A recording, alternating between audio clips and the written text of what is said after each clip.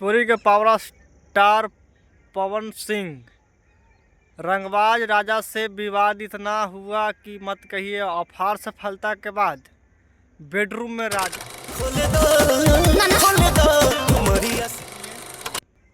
गाना इतना बेहतरीन है कि मत कहिए। गाना में जब पावर स्टार पवन सिंह जी एक ही गाना लाते हैं तो पूरे भोजपुरी इंडस्ट्री में अफरा तफरा मचा देते हैं। पावर स्टार पवन सिंह जी एक ही गाना महीना में छोड़ते हैं, भोजपुरी इंडस्ट्री में लाते ही हैं, हर दम बवाल मचाते हैं।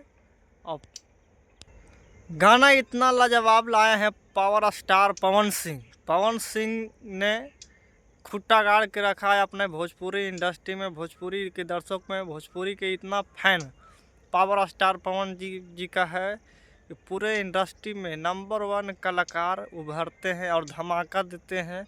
एक ही गाना लाते हैं, भोजपुरी इंडस्ट्री में हिला के रख देते हैं। तो चलिए रिव्यू करने के लिए धन्यवाद।